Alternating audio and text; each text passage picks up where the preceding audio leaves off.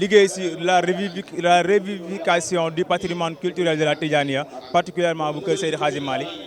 ndax li ëpp ci lu mag ñi bind ci langue arabe lañ ko bind.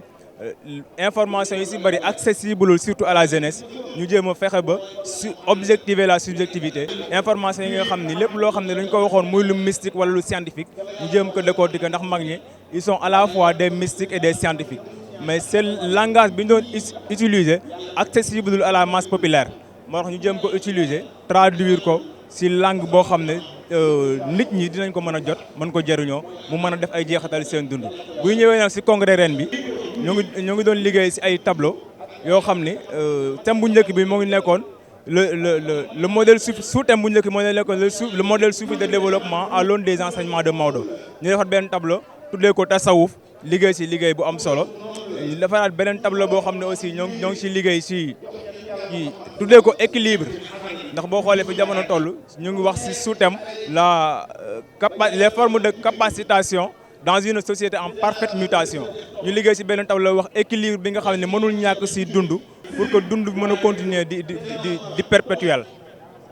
ndax mutation économique yi judduloo ay classe sociale il faut que ñu delluwaat ci solution yi nga xam ne diina yonent bi moo ko indi ndax Serigne Cheikh Diagne ci wax na ko fa inna diina rasulullahi fiihi lana xallul masaqil dunyaaha wa uxraaha donc ñu bëgg interpeller waat ndaw ñi ci loolu ndax moo ñu interpeller woon aussi ci loolu man lii bi nafsin taxtafi asaaraha ñu wax yan ndaw ñoo mën a taxawaat delluwaat ressourcé wu waat ci patrimoine culturel bi nga xam ne yonent bi bàyyi na ko fi mag ñi di ko donnante mu jaar Seydi Hadji Malick ak suñu mag ñu baax ñi. 3 tableaux la ñuy liggéey mu amoon beneen tableau boo xam ne liggéey nañ ci aussi muy beneen mu dëppoo ak beneen sous-thème bi muy tableau daayira ndax li ñuy wax aussi ci tasawuf wax ko ci équilibre il faut mu am champ d'application ñu wax fa aussi développer la doctrine religieuse de Serigne Babacar Sy nga xam ne moom mooy synthèse bu mag ñi ñu wax fa aussi son champ d'application. loolu la ñuy développé sur le plan culturel maintenant su ñëwee dans les détails ci biir exposition bi dinañ gën a am information yu complet def nañu exposition numérique ci panel bi ñu def samedi bi passé dimanche bi passé du moins tey la ñuy def exposition fii ci tableau yi nga xam ne moom la ñu defaroon exposition bi ñu ñëw di ko visiter mu bañ a nekk rek loo xam ne dañ koy béggee mu nekk contemplation ndax li ñu gën a war a développer ndax c'est Maodo loolu la doon def mooy soufisme d'action